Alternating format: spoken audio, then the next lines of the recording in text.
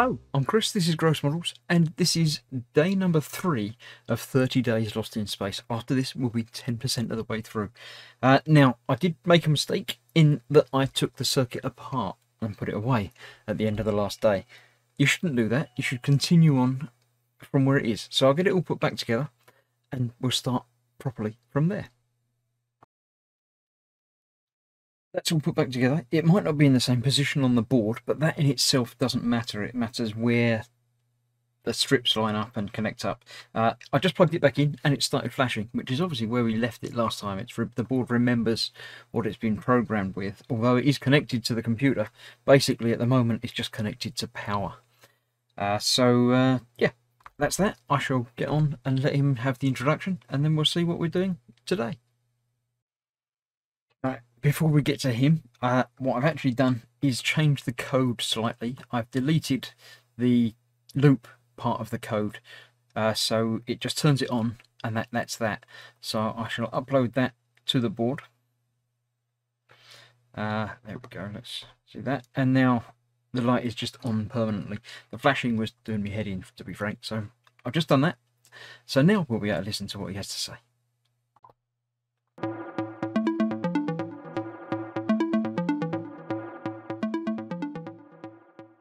All right, incoming transmission for you guys. This is Alex at Inventor Corp. Once again, we're still getting the transmission signal saying it's pretty dark in there, or at least it's dark for most of the time. Seems like it's light and dark, light and dark. Obviously, having a flickering LED like that might not be as useful as being able to just control when you want it on and when you want it off. In this quick video, I'm going to show you guys, we have over here on this camera, we have a little funky little doodad called a dip switch. Now what this is, you'll see, if I get the camera nice and close, if you can actually see it well, we have 3 switches on here, labeled 1, 2, and 3. Hopefully they're not upside down. We'll see though. And on the bottom, we have 6 pins. And we have going across switch. For pin 1, we have, if I can do this correctly, this is pin 1, pin 2 is the middle one, pin 3 is obviously the end one. But for now, we're just going to use pin 1. And we're going to use that on to flick this light that you guys have. Instead of having it go on and off every second, we'll take it a little step further, and we'll just have it so you can control it with the first switch here on the dip switch. Right, I've actually unplugged it, so now, we don't have to worry about do that, flashing. Obviously we're going to have to wire in another device onto the board. And so because of that, we're going to define that once again here at the top. We're going to say another int, and we're going to call this switch, or switch 1, because we're using, I guess, the first switch in this case. And we're going to call that, we're going to define that as a pin on the board. And again, I'm going back to here, when you're defining an input or output, which is a button, a switch, an LED, etc., where the buttons and switches are usually going to be inputs, and the lights or LEDs will generally always be outputs. You're going to want to put them in the pins as defined on the board, 2 through 13, and you can choose which ones you want to use. Right, let's not worry about him for a minute. I shall get some bits put together. It looks like we're going to need another resistor, a switch, and 2 more wires. So I'll get those sorted out and come back in a moment. Right, I've skipped and not done the programming part of it yet. I have jumped across and looked at some of the video and rewired some of this. Now what they've actually done here, they've shown you on a picture on the screen how they've wired it, and I've wired it myself the same, although I've used different coloured wires just for the sake of doing things differently. I've also got the switch and the connection in slightly different positions because I figured it would make more sense.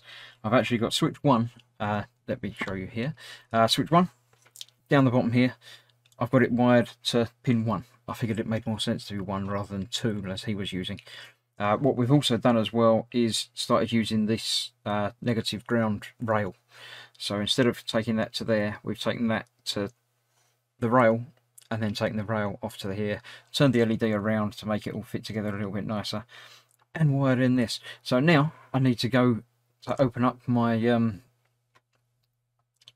screen and basically do this code that you can see written down in here, where they've set another integer for the light, for the switch rather. We call that 2. I'll be calling mine 1 because of the socket that I'm taking it out of. That I need to add in the pin mode for the switch to say that's an input, and then this is a whole digital read write thing, an if loop. If the read switch is 1, then turn the light on.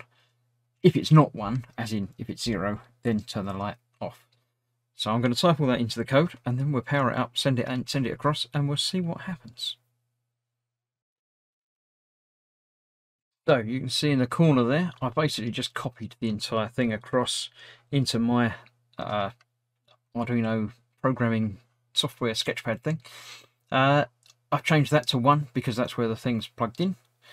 Other than that, it should be good to go. So I'm going to plug this in, and that should go back to being on because that's where it is. Oh, we've got an extra light on there now. I don't know what that means. I'm using a different power to go to the switch. It's all switched through and things like that. I'm assuming that's eventually going to be used on the positive board. That would make more sense. But we'll see. I shall send this upload to it. We'll see it flash lights, and hopefully should turn off because this switch is now off. And yes, it is. It's off. Right, now these switches are pretty small and obviously in between wires, so I'm going to use a pair of tweezers carefully to manipulate that switch. Oh, it's gone on. Why has it gone on? It shouldn't have gone on. Let's flick the switch and see what happens. Can't flick the switch. The switch is quite stiff. Right, it's not done anything there. It's not done anything there. Right. The one thing I did notice, this socket seems a little bit loose. I'm not sure that that's actually making contact in there. So I'm going to do what I think is jumping ahead and use this power lead. So let me unplug it because I don't like playing with electrics while it's on. Right, let me think. If I'm not going to use that, what I am going to do is take this from here now to go to that positive strip. So this whole strip down the far side now is positive. So I should be able to take that from there and put that back where it was. So that's now the same. So that doesn't line up very well. That goes across there now. And then I should be able to take the positive from there. Let's take it from up here and put that across there. I'm hoping that that was what the problem with it is that that socket is not quite as nice as it should be. So let's plug it back in. Still getting that other light come on. I don't know, is that because I'm using this, do you think? Let's find out. Right, that's off. So if I upload this now, that should go off. It's come back on again. Right, something doesn't seem to be right. Clicking the switch doesn't actually do anything. Right, I'm going to go back to the drawing board and figure out exactly what I've done wrong. Okay, I've cured it. I've solved it. I've figured it out. I've gone back to the original board without trying to switch away and do rails, because I think that might be wrong. I think I might be trying to do too much from 5 volts, a single 5 volts, because I might have to change the resistors for that. But what I had wrong, I wasn't using pin 1, I was using pin 0. There's a 0 at the end here, and then a 1 next to it. So I was basically sending things to the wrong thing. So now we've got the light off, the switch off. If I flick the switch to on, the light comes on. When it's off, I've got a little thing on the board that comes on instead, basically. So I've made that switch work across there. I figured out the programming side of things a little bit deeper as well, and I learned a little bit more about the board. Let's see what else Alex has to say. What fun. So luckily now, hopefully, you guys should be able to turn on the light when you need it and turn off that light when you don't need it. So that way you guys can conserve the power that you have going on in your ship. The only thing I can think of is our incoming transmission data was telling me you got a middle cabin area and you've got the storage area in the back. they're still pretty dark.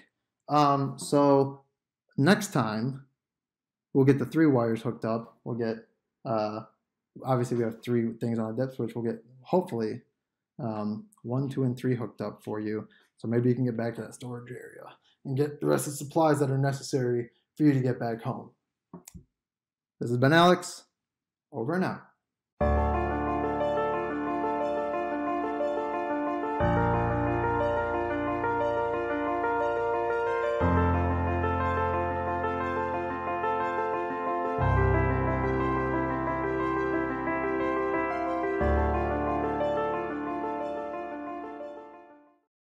So yes, it does. It works just like what he says it should. When I flick that on, it goes on. When I flick it off, it goes off. Now, I'm not going to make the same mistake and break this all apart again. So I shall be leaving that like that until tomorrow when we return. And I think we're going to put more lights on by the way he was talking about that. So I shall see you soon for that. Stay safe and see you soon. Thanks for watching. Bye-bye.